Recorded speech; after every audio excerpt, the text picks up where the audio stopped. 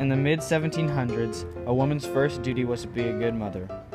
But as the Industrial Revolution arose, the invention of new technology created more jobs for women.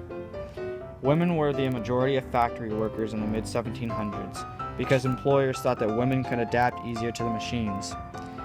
Even though the availability of jobs increased for women, there were very harsh conditions for the workers, and women were typically paid half as much as men. In addition to working in factories, a lot of women had double jobs.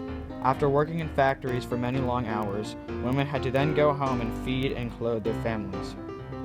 In the mining industry, women had to carry heavy loads of coal through dangerous tunnels that were always at risk of collapsing, flooding, and even in some cases, exploding. During the Industrial Revolution, women worked mostly in the textile industry because of their pre-knowledge of textiles. In the textiles industry, the wages for workers were so low that many workers were in major debt. In the 1830s, the wages and working conditions were so bad that mill workers in Lowell, Massachusetts went on a 10-year strike, pleading for legislative reform in the textile industry. This strike was a success, and the workers signed a petition that raised taxes for women in the workplace. In 1847, the Factory Act made it so that women could only work 10 hours a day in textile factories, and in 1867, this law expanded to all factories. Luckily, in the late 1800s, there was much more technology being invented, creating more jobs for women everywhere.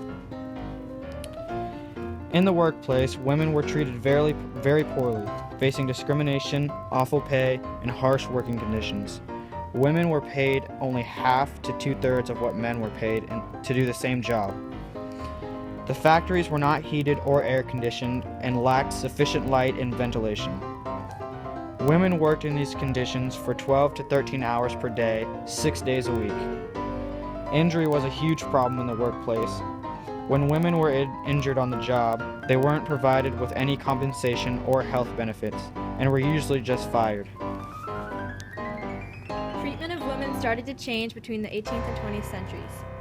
In the early 1700s, women were upset because the Enlightenment slogan of free and equal did not apply to them.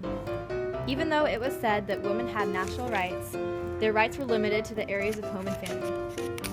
A woman's first and main duty was to be a good mother. Later, in the 1700s, when the Declaration of the Rights of Man was issued, women also became angry that this did not grant equal citizenship to them. So, the Declaration of the Rights of Women and the French Citizen was created, demanding these equal rights. This promoted the idea of women being eligible for all public office positions and jobs. During the Industrial Revolution, the textile industry was being advanced.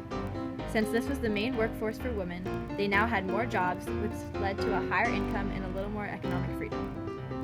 During this time period, women started to really work for their rights. Across Europe and the US, women campaigned for fairness in marriage, divorce, and property laws. However, women reformers faced many obstacles. In Europe and the US, women could not vote. They were barred from most schools and had little, if any, protection under the law. A woman's husband or father controlled all of her property, but by the late 1800s, married women in some countries had won the right to control their own property. The struggle for political rights was even more difficult.